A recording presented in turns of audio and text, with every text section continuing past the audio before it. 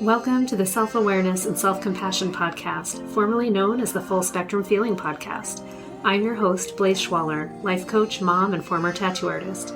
I help people heal their past, speak their truth, and love the lives that they're living now. Join me here every week for conversations on how to live an imperfect but fully engaged life that embraces all the feels so that you can stretch into your best life while enjoying the you that's here right now.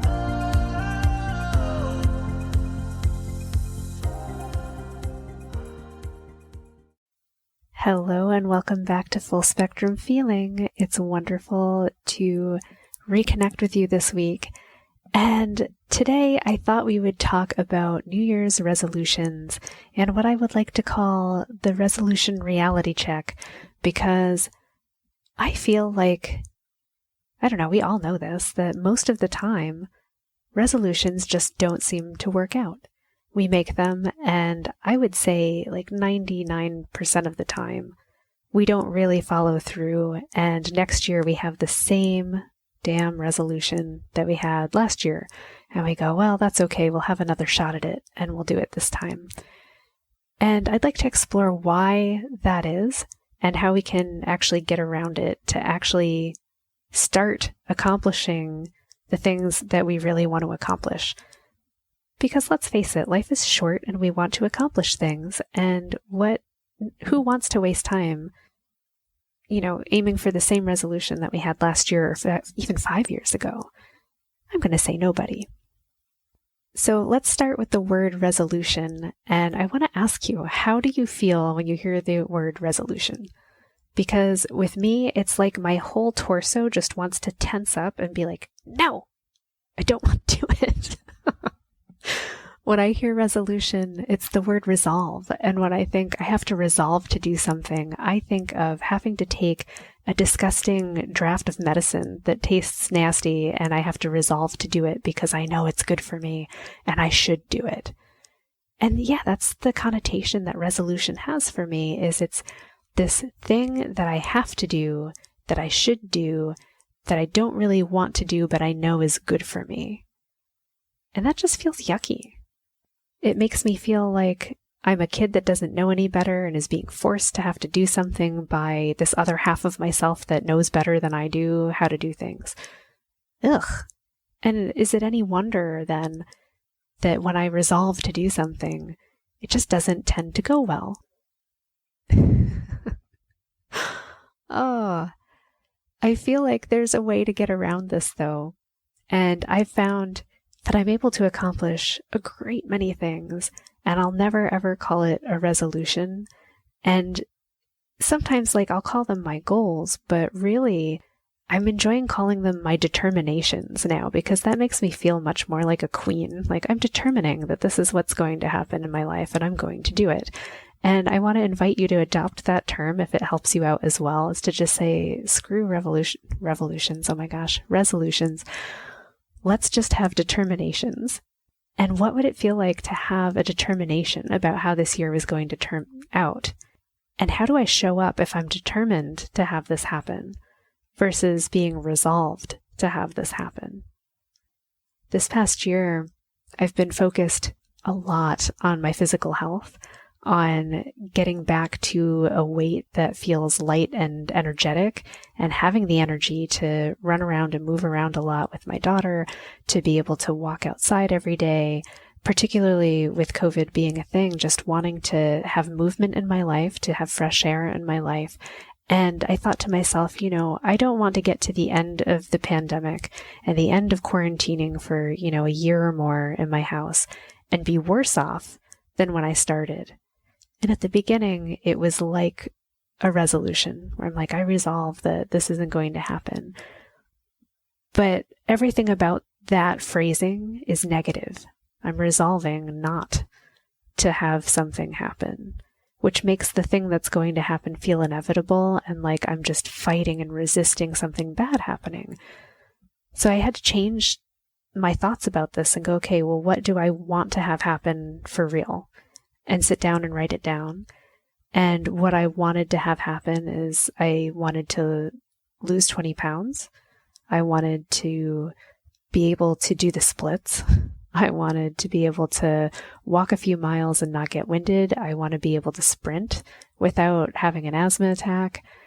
I want to, have a body that I remember from my youth, right? Like I don't want to be in my 40s and feel like I'm 60. I want to feel like I'm 20 something, and I want to feel jubilant. I want to feel energetic. I want to feel sexy. Like, okay, I want all of those things. So how am I going to get it?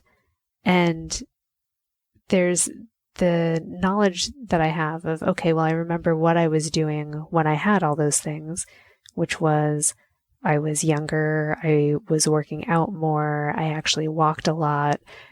For most of the time that I was in my healthiest zone, I was walking constantly, to classes. I was in school, so moving miles a day, carrying lots of stuff, painting, being outside, meeting lots of friends, being social.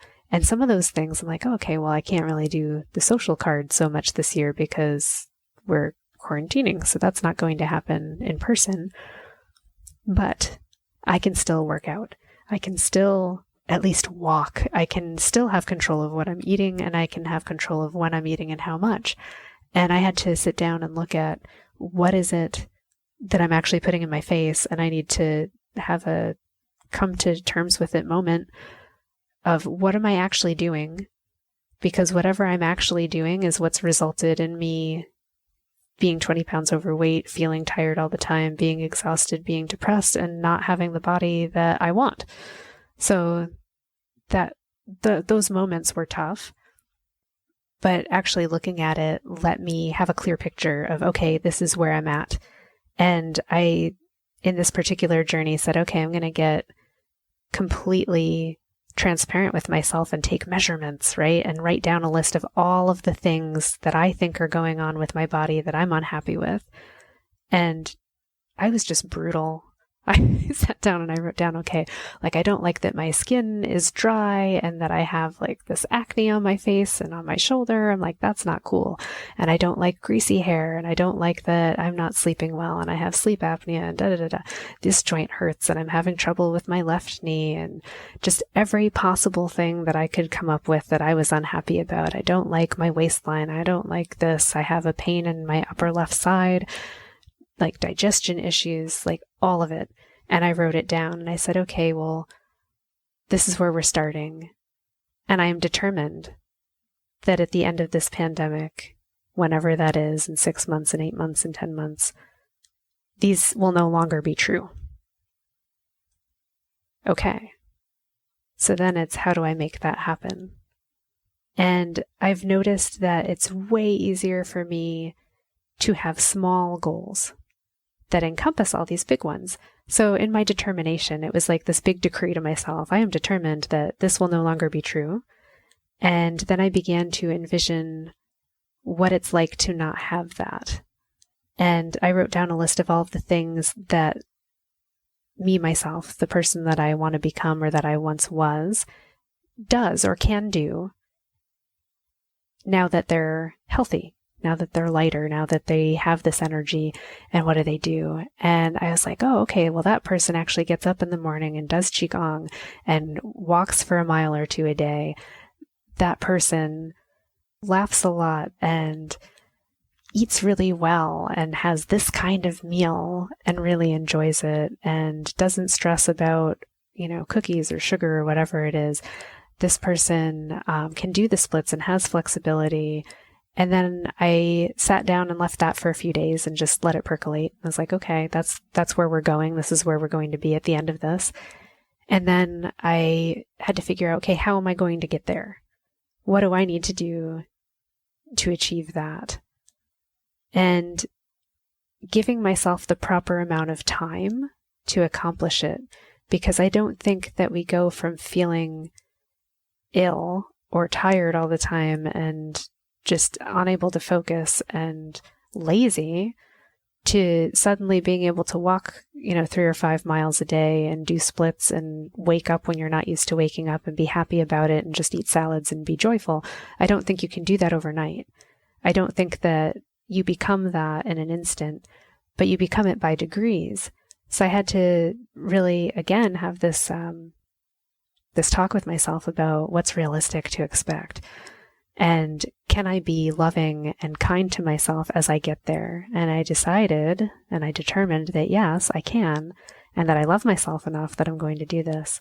So I found ways to track for myself, what am I actually putting in my body and what do I need? Like at the goal weight that I want to be, how much would I actually need to eat versus how much am I actually eating now? And taking a look at that was both eye-opening and shocking to recognize how often I was eating extra and not noticing, but to slowly move myself towards like, this is actually the portion that, my healthy weight is happy with eating. So we don't need to eat twice that. We need to eat, closer to that and at that level.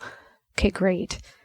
And for me in my journey, I was also learning that it's okay to sometimes indulge as well, to not completely cut myself off. I think I have self-sabotaged myself often in the past from achieving goals and moving towards them by having this all or nothing attitude that if I have a day where I slip up or I mess up, that's it, I've ruined it and I might as well go completely overboard for the rest of the day. And then the next day I'm still beating myself up and I might make even more exceptions. And then after 2 days of that, I'm like, why even bother? This is easier.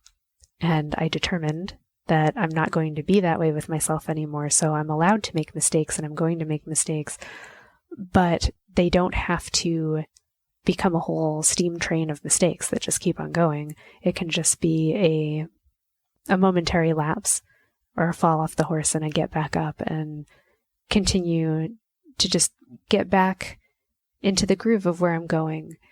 And honestly, I think that's how any change is made, is by continually making more decisions that are in alignment with where you want to go and less decisions that are not in alignment. And when you catch yourself starting to make decisions that aren't, to just get yourself back on track, give yourself a hug, say, wow, that's really tough. And I'm sorry that we had a rough day and we're just going to cope with that. And we're going to keep on trucking and go in the right direction. And I have noticed that I have had really amazing success with this determination. And I began this actually before the new year. I tend to think of the new year in the fall, around November, closer to my birthday. So around that time, I began this journey. And it's now, when I'm recording this, mid-January. And I have released, I think, 15 pounds. And I feel amazing. I've been slowly adding in steps. One of the things that I wrote was that, a person that's truly healthy easily is just moving around and getting their 10,000 steps a day. And at the beginning, I'm not going to lie, I think I was averaging like 1,500 steps a day. And that felt like a lot. And I was like, how the hell does anyone ever get to 10,000 steps? Like, what are they, freaking like marathon geniuses? But through tracking and paying attention to what I was doing and setting little mini goals, and it was to start where I was at 1,500 and add 200 steps every day or two. And if I managed to add the 200 steps, then I would add 200 more. If I didn't make it the next day, then I'd drop it back down 200 and keep going. I have now, in this week, my average has been over 10,000.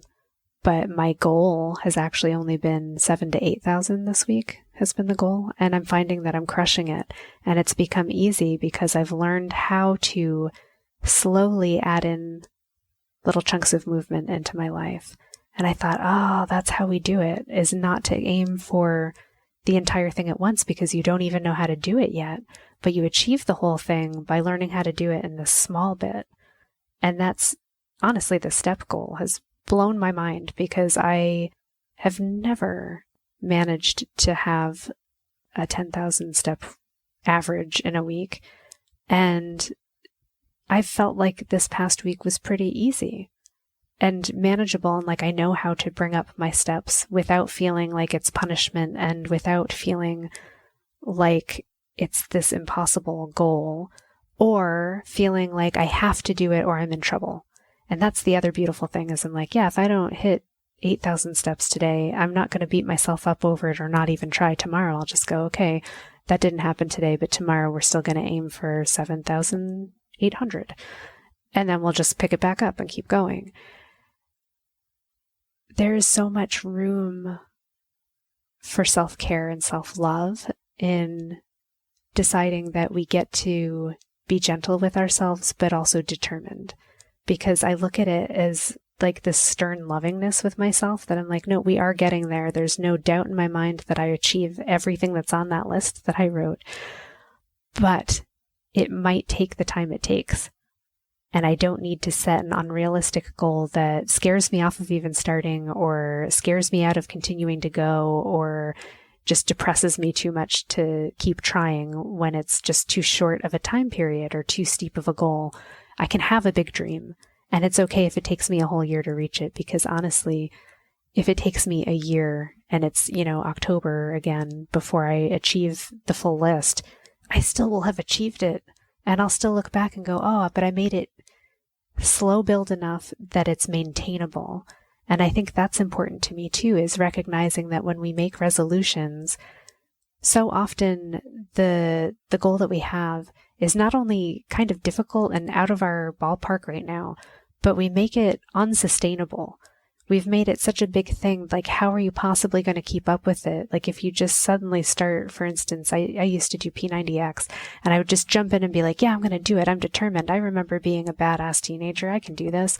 And inevitably at week 10, I would hurt myself and stop, never finish the thing because there's like 4 more weeks to go, have to nurse myself through an injury, and find that at the end of the recovery, not only am I slightly injured, but I'm actually in worse shape than I was before I started. And I'm depressed and I'm angry because I didn't achieve the goal, and now I'm hurt, and now I feel fat and lazy. Like, I would have so many associations in with that.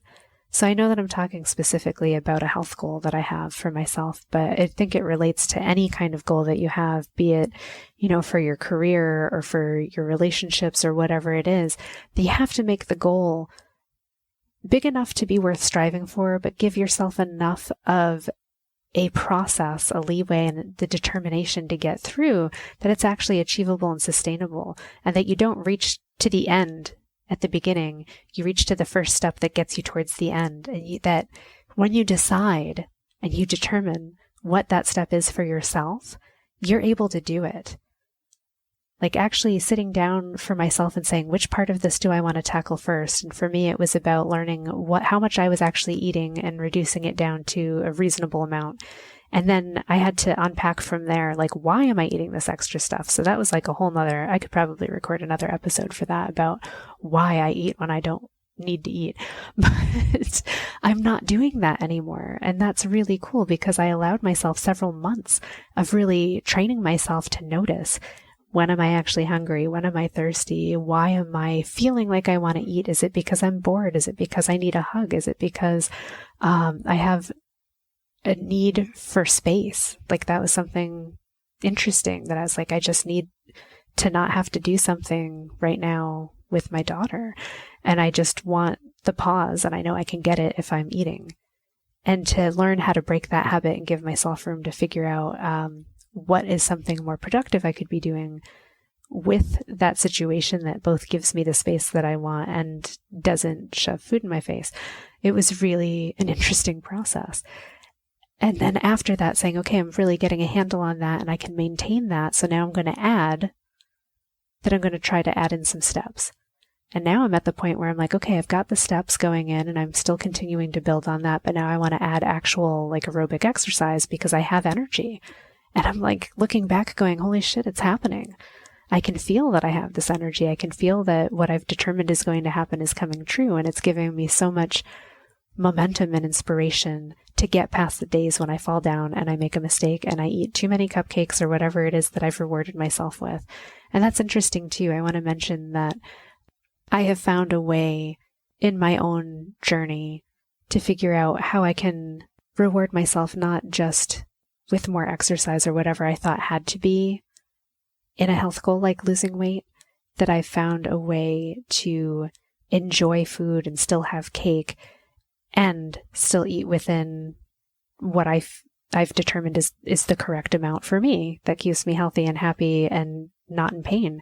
And if I look back at my list, it's shocking to me to look back where I was back in August and October and go, wow, like 60% of the health issues, or like the skin or the pain or the swelling or whatever I thought I had, is just completely resolved already. It's already better. And I haven't quite completed this journey yet. And I'm looking at it as, this is my life. This is a change that I'm making for myself that I wish to carry forward. I want to be a person who is energetic and does this like permanently. It's not just that I'm going to lose weight and then just go, yay, I did it. And then, stop being someone who's healthy.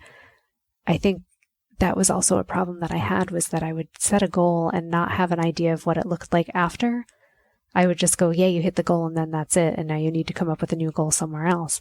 But this time I am determined to become a different version of myself. And that means that the changes that I'm wanting to implement are sustainable, that they're permanent, that there's something that I want to live with and something that I choose and that I get to continue to choose, and that they're not just something that I'm choosing short term at great expense.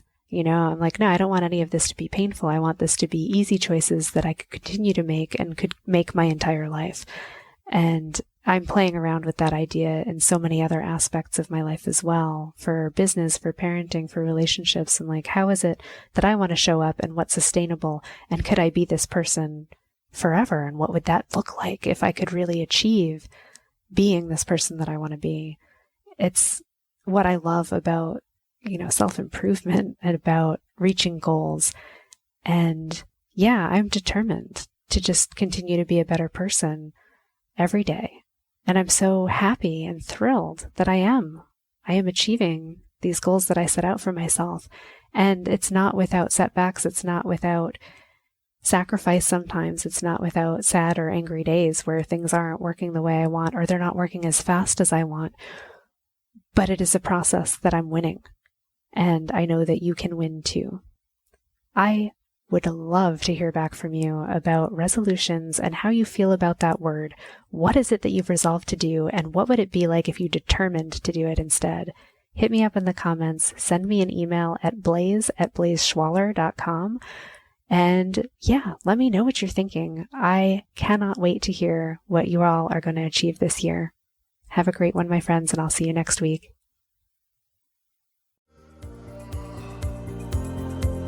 Thanks so much for joining me. If you enjoyed this podcast, please subscribe and share it with someone you love, and leave us a review.